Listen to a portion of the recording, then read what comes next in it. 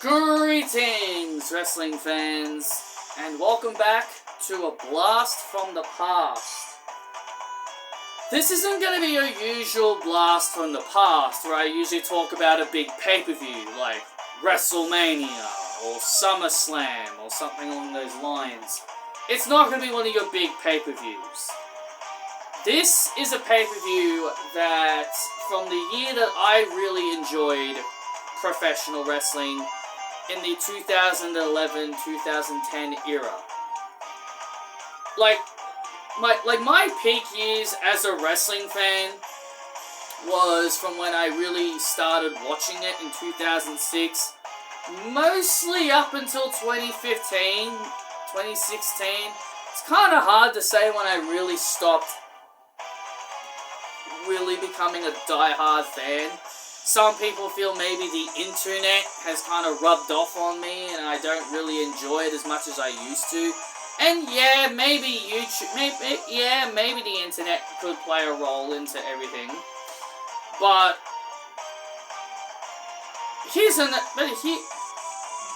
the thing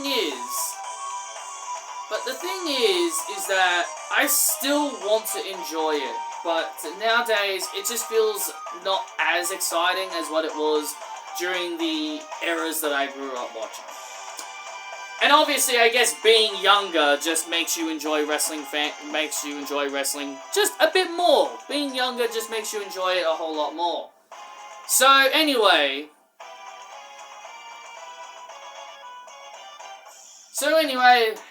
goodness, looking at this lineup makes me... Oh man, there's a lot I want to talk about, especially with this particular pay-per-view.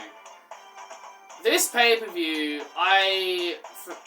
it's pay-per-view, man. And you can see why they scrapped this kind of concept, because I think they just didn't know how to make this concept. This is the Over the Limit 2011 edition of the pay-per-view. I had this on DVD.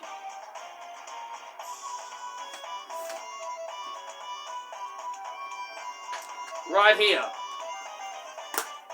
And I also have it... I also got it signed by AJ Lee, R-Truth, and Kofi Kingston when they came down during a tour. Where it went, roughly around about that time period, 2011, 2012, I think. The wrestlers came down to Water Gardens, one of our shopping centers, and we got a few DVDs, and they were able to sign this. Yep. So that is when I met AJ Lee. That is when I met AJ Lee in 2011, and I will never forget that time. And I'll never forget that. Definitely one of my finest moments in my life I'll never forget. So anyway, let's talk about this pay-per-views. Over the Limit 2011. Not the greatest pay-per-view ever, I will definitely tell you. There were some decent matches on here, but other than that, there was just a lot of garbage. I'm gonna ignore the dark match, because that doesn't matter. I watched this on DVD, I watched this previously on DVD, so I watched the entire pay-per-view on DVD again, to basically remember everything that happened. So here we go. We're going to be talking about the Over the Limit pay-per-view 2011. Blast from the past. From the era that I really enjoyed wrestling. We start off the show with R-Truth during his heel days, taking on Rey Mysterio. I'm the only one that probably thinks this, but I loved heel R-Truth. I actually prefer heel R-Truth over what R-Truth is currently doing now. I get comedy is a part of wrestling, but when R-Truth went heel in 2011, it was refreshing, it was something different, it was new. And it was something that was so interesting at the time. Picturing R-Truth as a villain, I kind of wish we'd go back to this version of R-Truth, you know? I think this version of R-Truth would probably get over with today's wrestling fans. Would he get the negative heel reactions? Probably not. But he got out. But he was. But yeah, he had a little tiny push, and he got a WWE Championship match against John Cena. Yeah, I've got a few of the 2011 pay-per-views. I actually might talk about some of these reviews, talk about some of these pay-per-views. Maybe I should start doing that. Maybe I should start talking about the DVDs that I own at home, and, you know, you guys can hear my thoughts. But anyway, I'm getting sidetracked. R-Truth took on Rey Mysterio. And R-Truth was cutting a promo before the match. And R-Truth back then didn't have music. His theme music was just, "The truth shall set you free." And that's it. Like, no music at all. Remember when Tommaso Ciampa used to come out to no music? Well, R-Truth was the first person that actually did it. So, R-Truth was one of the first people to do it in modern times. So anyway, this match ran for at least 8 minutes long. So it was a decent opening match. And the match ended with R-Truth getting the victory with the Little Jimmy! The pay dirt. Yeah, that's actually what it was called. And even the 2K games call it that. So I'm just going to call it the Little Jimmy. So he hits the Little Jimmy on Ray and picks up the dub, as people say nowadays. Ezekiel Jackson. Who remembers Ezekiel Jackson, man? Who remembers this guy? He takes on Wade Barrett. Boom. During my early years, I couldn't stand Wade Barrett. But as I got a bit older, I grew to appreciate him. When I grew older, I began to really appreciate him because I really thought he was an underrated wrestler. Yes, he won the IC title multiple times, but going back to this era, makes me wish John Cena put him over. Because he makes me wish John Cena put him over at SummerSlam in 2010. Because man, Wade Barrett would have been massive if he beat John Cena back then. Beating John Cena nowadays isn't that big of a deal, but man, beating John Cena in his prime would have been massive for Wade Barrett. But unfortunately, that never happened. Wade Barrett never really beat John Cena. So yeah, missed opportunity here, I believe. Wade Barrett was the Intercontinental Champion. This is in his first reign. This is when he had that thing called End of Days. I've had enough, I'll make him say, I'll never take another drop of blood from me. That song? That theme song? Yeah. Yeah. Not a bad song. Not a bad song. And apparently Wade Barrett didn't like it. Apparently he didn't like it. So anyway, Ezekiel Jackson was once a member of the Core, in Wade Barrett's faction after the Nexus pretty much got taken over by CM Punk during this time period. And Wade Barrett formed another faction called the Core, which was an even worse version which was just an even badder version of the Nexus. It was just Wade Barrett, Heath Slater, Justin Gabriel, and Ezekiel Jackson. That was really about it. They were not really a threatening faction at all. They were just not a threatening faction at all. They were not great. Wade Barrett was IC champion, but other than that, really nothing else. So Ezekiel Jackson finally left the group and turned face during this period. The match ended by disqualification when Heath Slater and Justin Gabriel got involved. Yeah, pretty much a typical title match. Not really much in it. And then a DQ finish on a pay-per-view. So yeah, not really a whole lot to really say about this one. This was a match I completely forgot ever happened, and also it doesn't have it on the back of the DVD, which is a bit weird, because if you're going to advertise a DVD, you should show all the matches on it. This one was Sin Cara versus Chavo. I completely forgot Chavo Guerrero was still around. I completely forgot that Chavo Guerrero was around during this time period. So, yeah, I completely forgot Chavo Guerrero was still around by 2011. But yeah, Sin Cara battled Chavo Guerrero here. Were there anyone that liked Chavo? You know, did people like Chavo Guerrero? I mean, I know there were a lot of fans that did like him, but during the time when I saw him, he was always a heel. I never really liked him. I mean, hey, he's a decent wrestler, I'll say that much. But yeah, he took on Sin Cara. This was the original Sin Cara, I think. Like, Sin Cara, God, there's a whole bloody big massive story about Sin Cara. We all know about Sin Cara. We know when Sin Cara got signed.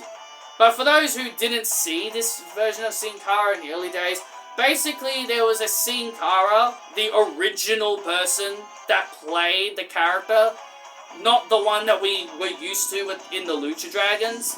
That was Hunico, by the way. So, this version of Sin Cara is the original guy that played the Sin Cara character. And basically, the original Sin Cara character, the original guy that played the character, he wasn't happy with his creative direction, I think. But he eventually ended up leaving WWE. And they did this whole story where there were two Sin Caras in WWE. There was the original Sin Cara, and then there was a darker Sin Cara, a heel Sin Cara, which that was Hunico. So eventually the original Sin Cara would leave WWE, and then Hunico would then take over as the Sin Cara character, basically. I know, really damn confusing. Really hard to explain everything, but yeah, this was the original Sin Cara before Hunico took over the Sin Cara character. They were trying to make Sin Cara a big deal. And don't get me... And I will not lie to you. I was a Sin Cara fan. I thought he was really, really cool when he first debuted. I thought his theme was really cool as well. I thought his theme was great and all that. I didn't like the lights. I will say I didn't like the lights where they dimmed the lights to try to make him feel more special. Didn't like that. But yeah, I won't lie. I was a Sin Cara guy. He was someone I liked to play as in WWE 12 when that game came out. But yeah, Sin Cara, you know, I thought he was really cool. But yeah, over time I kind of stopped caring. Because, you know, the whole mystique about him just went away because they kind of gave up on him. But yeah, Sin Cara would defeat Chavo Guerrero here. I don't even remember the last time he wrestled in WWE, Chavo Guerrero. Like, it was... Yeah, I totally forgot Chavo was still around during this time period. So yeah, Sin Cara won after 7 minutes. It was meh. It was a meh match. It's something you don't really need to see, but it was okay. Alright, so up next we got Big Show and Kane defending the WWE Tag Team titles against the new nexus of CM Punk and Mason Ryan. Oh boy, who remembers Mason Ryan? Jeez. The Dave Batista 2.0, as what a lot of people called him. Version 2 of Dave Batista. But just a bigger failure version of it. Yeah, so anyway, so David Otunga and I think Husky Harris and Curtis Axel were a part of this version of Nexus by this time. Oh yeah, he was known as Michael McGillicuddy, not Curtis Axel, but I just said that as his name because so people can know who the hell I'm talking about. I think they were attacked by Big Show and Kane before the match, and then CM Punk was just like, shake it off guys, come on, it's not that bad. And he just walked away. So CM Punk was kind of trying to be the leader of the Nexus during this period. And Big Show and Kane would ultimately retain their titles after 9 minutes. And CM Punk does not win tag team titles with Mason Ryan. Next up, we get Brie Bella defending the Divas title against my girl back in this time period, Kelly Kelly. I plan to make a future video about Kelly Kelly and in a part of my How I Became a Fan series, so be sure to keep an eye out on that when that eventually gets posted. This was before Kelly Kelly won the Divas Championship. She was starting to get really organically over. She was really, really popular with the WWE fans at this time because what got her so over was that infamous match that she had when she teamed up with Edge on SmackDown, and she had to fight Dolph Ziggler and Lay Cool in a mixed tag with Edge, and the World Heavyweight Championship was on the line during this time period, and Kelly became the first female wrestler to ever successfully retain and defend the World Heavyweight Championship, which Kelly's achievements seem to be something that WWE themselves just to continue to ignore these days. Kelly being one of the first women ever drafted in the WWE draft, and just basically her whole accomplishments as well just seems to get ignored quite a lot, which is something I just really do not like at all. But anyway, enough of my ramblings about that. This match, fortunately, this wasn't the shortest match on the card. I was very concerned that this was going to be the weakest and shortest match on the card, but thankfully, the right match was given the shortest amount of length, but I do wish this match went on a bit longer. The formula with Divas matches back in this time period was, they start, like, babyface dominates early, heel takes advantage, heel dominates, babyface ultimately makes the comeback, and vice versa, sometimes will win and sometimes will lose. So this match was roughly 4 minutes, and before she eventually got the victory, this was not her night. Kelly unfortunately fell to the Bella Buster during this event, and Brie Bella was able to retain her Divas Championship. And this was the only time Brie Bella was ever the Divas Champion. This right here was Brie's only title reign. I can't remember who Brie beat. It might have been Eve. It might have been Eve or Natalya. I can't remember who she beat. But I know this is the only time she got a run with the Divas title, while her sister Nikki got 2 reigns. Her first reign no one remembers, because she didn't hold it for very long. But yeah, but Nikki had 2 reigns and Brie only got 1. And this was the only time she ever held it. Which I find weird. During this period, Brie Bella was the better wrestler during this time period, while Nikki Bella wasn't that great, but then eventually the roles would end up reversing. It by 2014, 2015, when Nikki Bella became the better wrestler and Brie Bella wasn't exactly that great. I find that really, really weird. But in my personal opinion, both of them are pretty good, so... But I just thought it was just odd that Brie Bella was the better wrestler during this period.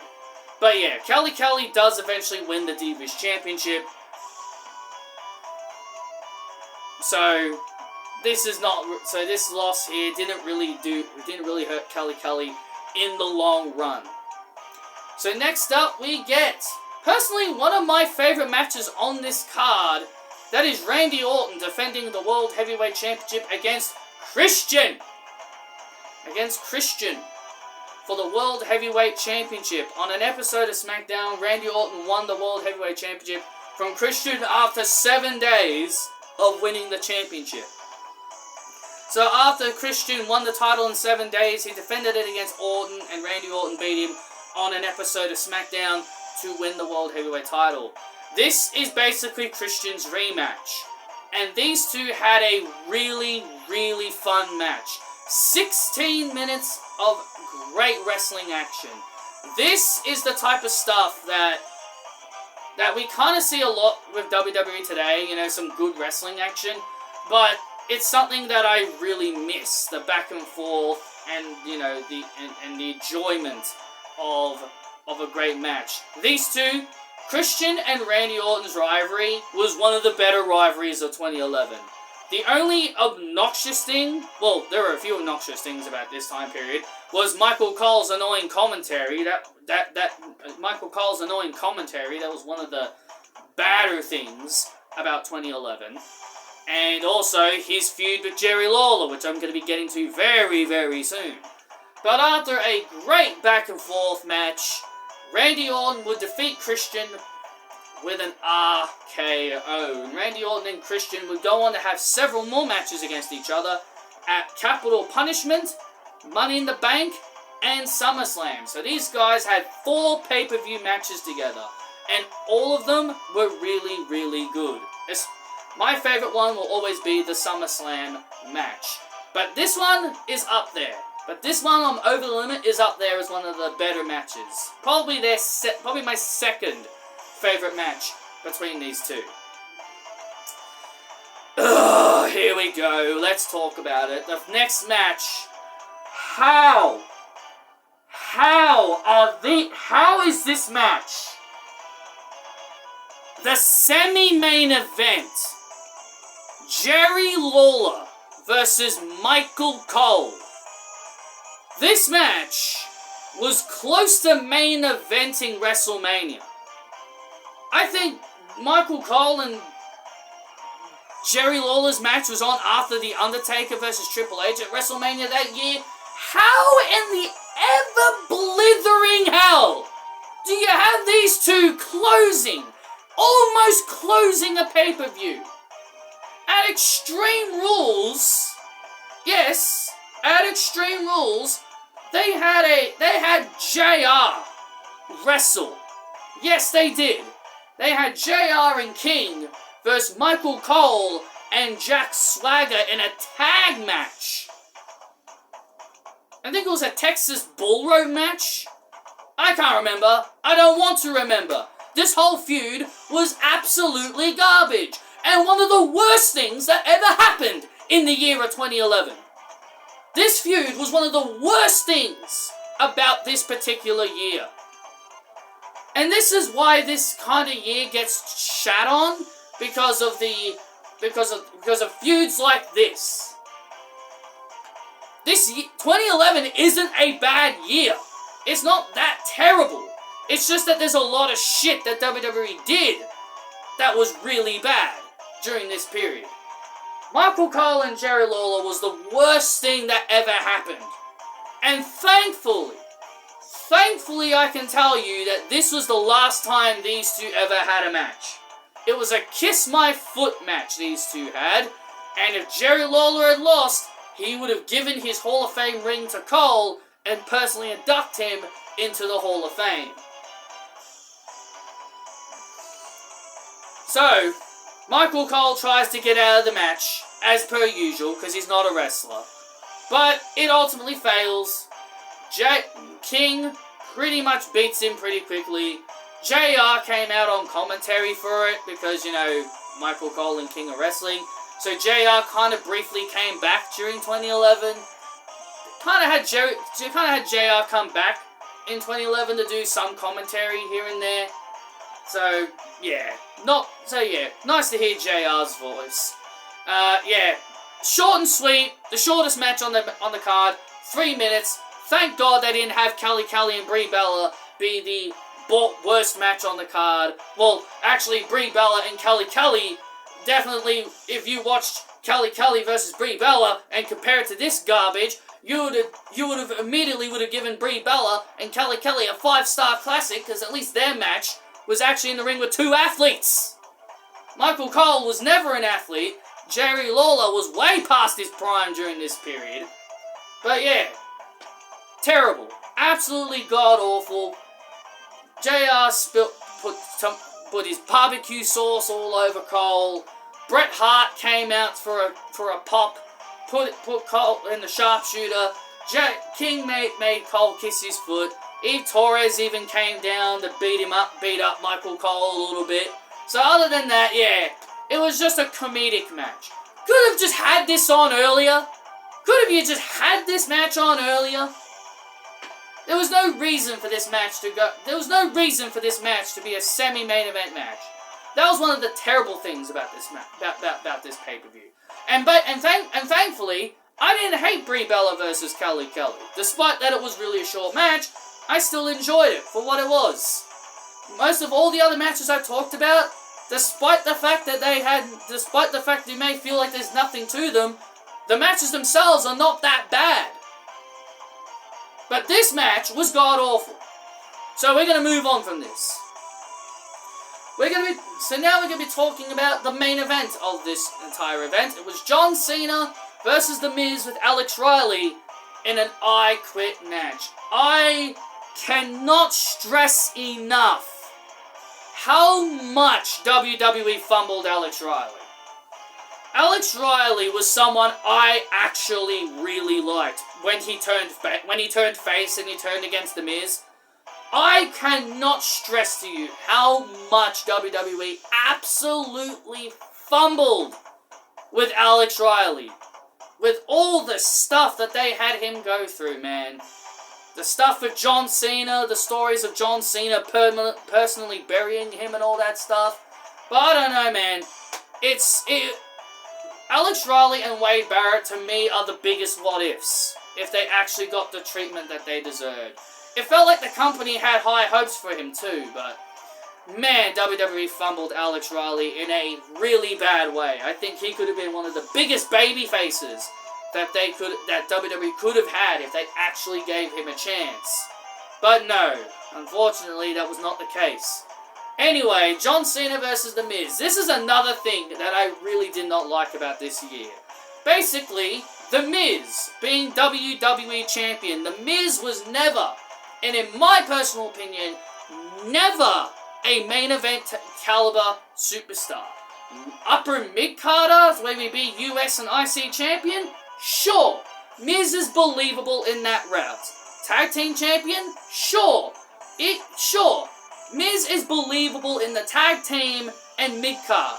But to me, he is not a guy that you can believe in that can carry the company into the future. He is not a guy that I ever visioned as a main eventer.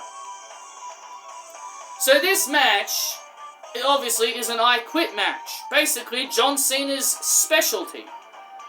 Basically, this match is John Cena's specialty. He never loses the I Quit matches. At the last Over the Limit event, he battled Batista in this match. I also remember the one he had with Randy Orton at Breaking Point 2009, I believe. And he also had, and I believe he also had one, and I also believe he had one with JBL. At JBL as well, which that was by far John Cena's best. And then he had one with Rusev. So, in my opinion, this was one of the worst I Quit matches I think I've ever seen. I've seen a lot of I Quit matches, and personally, this one was not my favorite out of all the John Cena matches. Anyway, The Miz basically starts off by telling John Cena, by you making this an I Quit match, basically means there's no disqualifications. So then, The Miz basically turns it into a handicap match, allowing Alex Riley to be involved. So throughout the entire 20 plus minutes of this match, no kidding, throughout the entire 20 plus minutes, it's just The Miz and Alex Riley threatening John Cena that something will happen to him if he does not quit. Cena says no, and the beating continues. That's the entire I Quit match. Miz, Riley beating up Cena, threatening to whip him, threatening to throw the steps on him, doing absolutely everything to him.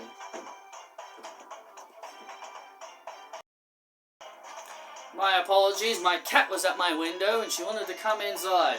Anyway, so throughout this entire match, it's just John Cena getting his ass handed to him by The Miz. And this is one of the things I really hated about John Cena during this time period, is that this was the John Cena formula. He'd get beat up for like 15 minutes and then he'd ultimately make the heroic comeback. Which is why a lot of people called him Super Cena during this time period. This is why people called John Cena Super Cena during this time period. And I didn't like John Cena's booking back in this time period.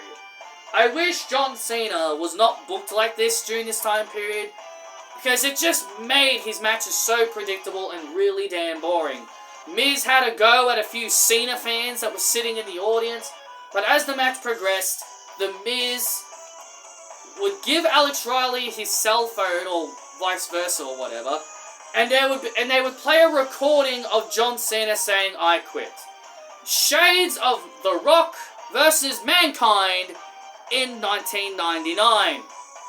So The Miz celebrates as if he's acting he won the match by forcing Cena to quit.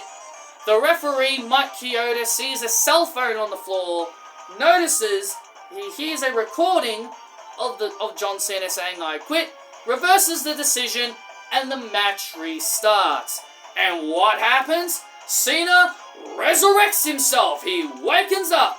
He clotheslines Alex Riley, sends Riley through the table. He grabs a whip, starts whipping Miz like a government mule, as JR would say.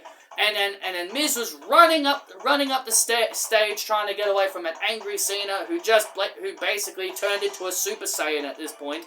Beats up the Miz with the kendo stick, locks in the STF, and the Miz immediately says "I quit." Little to no damage that Miz ever took, and he immediately said "I quit." That is why this was a terrible "I quit" match. At least the one with Batista. At least the one with Batista was better, and it was more competitive. This one was just one-sided dominance, and I did not like this "I quit" match at all. And that is why, ladies and gentlemen, I said Randy Orton versus Christian was my favorite match on this entire card. Everything else, I mean, Kelly versus Brie could have gotten more time, but Randy versus Christian was the only match on the card I enjoyed. Everything else, despite I love Kelly and Brie, everything else was just not that great. And this was one of the worst pay-per-views during this time period. Don't get me wrong, I love this time period. This was my favorite time period growing up as a wrestling fan. And going back to watch it on that DVD that I have at home, that I have sitting up there, man, it was a slog to sit through. It was a slog to sit through, and it just didn't feel good. It just made me question myself. Why did I like this time period? It just made me question, why did I like this time period? But regardless, thank you all for watching.